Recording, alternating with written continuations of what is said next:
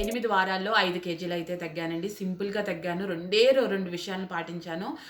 ఎక్కడ కూడా food restriction లేదు. నాకు నచ్చింది తింటూ 5 కేజీలు అయితే తగ్గానండి. ఈరోజు ఆ 2 విషయాలు మీతో షేర్ చేసుకుంటాను. అంతేకాకుండా ప్రతి వారం నా వెయింగ్ మిషన్ పైన నంబర్ ఎలా చేంజ్ అయిందన్నది కూడా మీతో షేర్ చేసుకుంటాను. So, weight loss journey start చేసేసింది. నేను 91 కేజెస్‌తో స్టార్ట్ చేశానండి. 8 వారాల్లో ఆహ్ నేను ఇంత తగ్గాలి, అంత తగ్గాలి అనుకోలేదు కానీ, జర్నీనైతే ఆపకుండా చెయ్యాలి అనైతే మాత్రం నేను అదే మైండ్‌లో పెట్టుకొని చేశాననమాట. ఎందుకంటే చాలా ఫెయిల్యూర్స్ చాలా సార్లు పడ్డాను కాబట్టి. సో, నాకు తెలుసు జర్నీ ఆపామంటే మళ్ళీ వెనక్కెళ్ళిపోతామని. సో, చేశాను. నేను ఎక్కువ రూల్స్ పెట్టుకున్నానండి ఫస్ట్. కానీ ఏ రూల్ పాటించలేదు. 2 విషయాలైతే ఖచ్చితంగా పాటించాను. అదొకటొచ్చేసి ఫాస్టింగ్.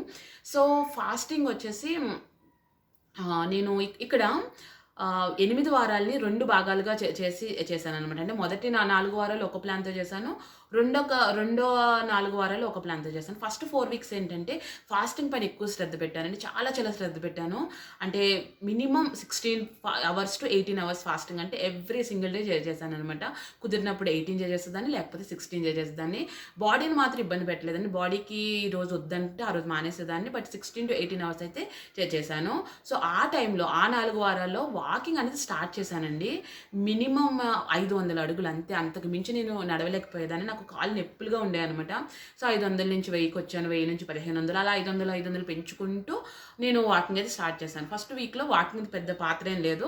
బట్ ఫాస్టింగ్ అయితే బాగుందన్నమాట. తర్వాత 4 వారాలు వచ్చేసి ఏమైందంటే నేను 10,000 స్టెప్స్‌కి రీచ్ అయిపోయానన్నమాట. అంటే కొద్దిగా ప్రాక్టీస్ చేసుకుంటూ తాబేలులాగా. సో, 10,000 స్టెప్స్‌కి రీచ్ అయిన తర్వాత ఫాస్టింగ్ అనేది ఆటోమేటిక్‌గా తగ్గిపోయిందండి. నేనేం తగ్గించాలనుకోలేదు. నేను 16 అవర్స్ చేయగలను అనుకున్నాను. కానీ 10,000 స్టెప్స్ చేసేసరికి బాడీ అలసిపోయేదనమాట. కొంచెం ఆకలేసేది. ఎక్కువ ఫాస్టింగ్ చేయలేకపోయేదాన్ని. బట్ బాడీ మాట విని నేను ఫాస్టింగ్ ఏం చేశానంటే లాస్ట్ 4 వీక్స్ ఫాస్టింగ్ చాలా తక్కువ. అంటే మినిమమ్ 12 అవర్స్, 13 అవర్స్ ఒక్కొక్కసారి ఏ ఫాస్టింగ్ కూడా లేని డేస్ కూడా చాలా రోజులు ఉన్నాయన్నమాట. సో, అలా చేశాను. బట్ 10,000 స్టెప్స్ మాత్రం ఎక్కడ ఆపకుండా ఈ 4 వారాలు చేసేసాననమాట. సో, టోటల్‌గా 8 వీక్స్‌లో ఒక 4 వారాలు ఫాస్టింగ్ నన్ను ముందుకు నడిపించింది. ఆ తర్వాత నా 4 వారాలు వాకింగ్ నడిపించిందనమాట. మెయిన్ థింగ్ ఇక్కడ చెప్పేదేంటంటే బ్యాలెన్స్ అండి. ఒక్కొక్కసారి అన్నీ ఒకేసారి చేయాలని నేను అలా చేసేదాన్ని ఒకప్పుడు. అందుకే చెప్తున్నా. అన్నీ ఒకసారి చేయాలని మన బాడీని అనవసరమైన స్ట్రెస్‌లో తీసుకెళ్ళిపోతాం. సో, కార్టిసాల్ మన వెయిట్‌ని తగ్గించనివ్వదనమాట. ఈసారి అలా కాకుండా వాకింగ్ ఎక్కువ చేసేసినప్పుడు ఫాస్టింగ్‌ని తగ్గించాను. ఫాస్టింగ్ ఎక్కువ ఉన్నప్పుడు వాకింగ్ తక్కువ చేసేసాననమాట. సో, అలా నేను 8 వారాలు 5 కేజీలు అయితే తగ్గాననమాట. సో, ఒకసారి చూసేయండి. వీక్ 1 నుంచి వీక్ 8 వరకు నా వెయిట్ ఎలా మూవ్ అయిందని చూసేయండి. తర్వాత కొద్దిగా నా వాకింగ్, ఫాస్టింగ్ స్క్రీన్ షాట్స్ కూడా షేర్ చేస్తాను.